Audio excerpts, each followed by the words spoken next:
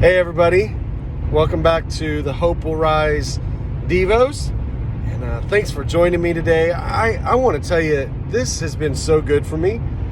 It's got me in the Word of God, the written Word of God, on a regular basis, on a daily basis, and I pray that it's done the same for you. I pray that it's encouraged you to jump in to the written Word of God, and also to see that hope is always on the rise. No matter what we're facing, no matter if our day or the last moment or the last hour has been tough, there is still more to come. There is still hope on the horizon. Today I want to look at a parable called the parable of the sower. You can find it in Matthew chapter 13, and I'm not going to read it, but I want to talk us through it. Jesus tells this parable and says that there was a farmer who went out and sowed seed, and he sowed seed into three different environments, three different types of soil. The first soil was the hard soil. It was like pavement. And he says whenever that seed hit that pavement, the sun scorched it up immediately. And then he said the farmer, he sowed some seed, he planted the seed in some rocky soil. So it was a lot like North Carolina soil. I mean, hard clay, rocks everywhere. And a little sprout started to grow, but it didn't last long until the sun hit it and everything stopped growing and it just burned up. And then he said the farmer sowed some seed in what was some really thorny, like there were lots of thorns. And that seed started to grow. And as it grew, then the thorns choked it out. And then Jesus said, the farmer sowed seed in one other place. And that was the good soil, the good, rich soil. And when that seed hit that good, rich soil, it grew and it grew and it grew. And it produced 30 and 60 and 90 times of the fruit. Let me tell you how I grew up believing to interpret that parable. How I understood that parable was that if you were good soil, if your heart was good soil, then when you heard the Word of God, when you heard the gospel, then it took root in your heart and you would see great things happen in your life.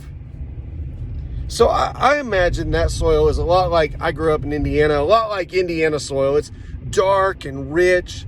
Man, you can throw out some bean seeds on that soil. You don't have to do anything. You don't have to even till it. But it will grow and grow and grow.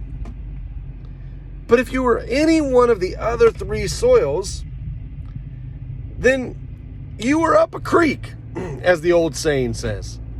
Or you didn't receive the Word of God, the written Word of God, and therefore you were, let's just be honest, you were destined for hell because you couldn't receive the written Word of God, the revelation of God. A couple years ago, I was thinking about that parable and thinking, man, that doesn't reflect the heart of God. My interpretation up to this point doesn't reflect the heart of the Father that I know that is revealed in the person of Jesus.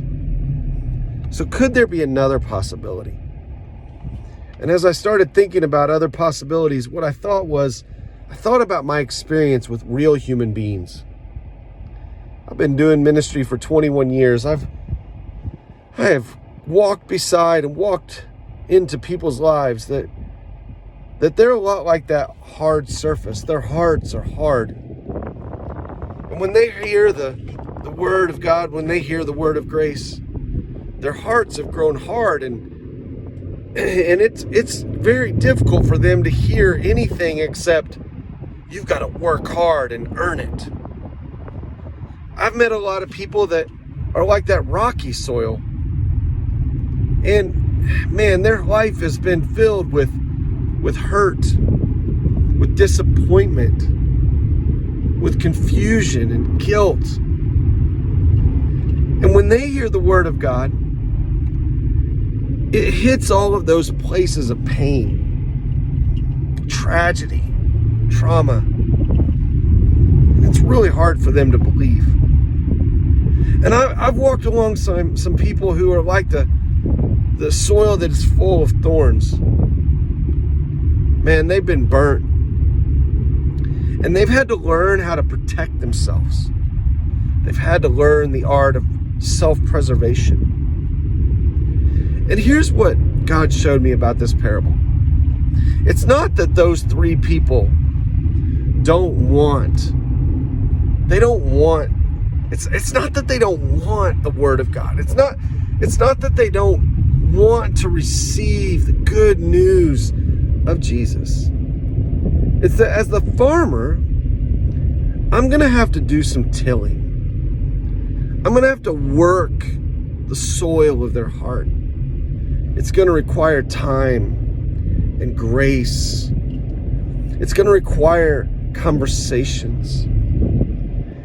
This was a massive shift for me because it taught me something about the heart of the Father. That the heart of the Father is not to give up on people. It also taught me about my role in people's life. That it's not that I just stand on a street corner. I just drove by a guy back there who's standing on a street corner. It's not that I just stand on a street corner and preach the word of God, and if somebody doesn't receive it, then by golly, there's no hope. But it's that I got to enter into relationship. I've got to earn their trust. I've got to be trustworthy. So here's the hope in the parable of the sower for me, is that no one is too far gone for the gospel. No one's heart is too hard. No one's heart is too rocky. No one's heart is too full of thorns for the word of God, for the gospel of Jesus. We just have to be willing to lean in, to take some time, because that's what Jesus has done for us. He has a lot of grace for us. He gives us time to receive him. Can we give that same time to the people around us? Because here's what I believe about the Father. He is a God of hope who says, I'm not going to give up on you. I'm not going to stop pursuing. I'm not going to stop sowing the seed. I'm going to keep leaning in. There's more to come. Thanks so much for joining me. And I hope today you will know that the Father loves you deeply. Father loves you deeply. Have a great day, my friends.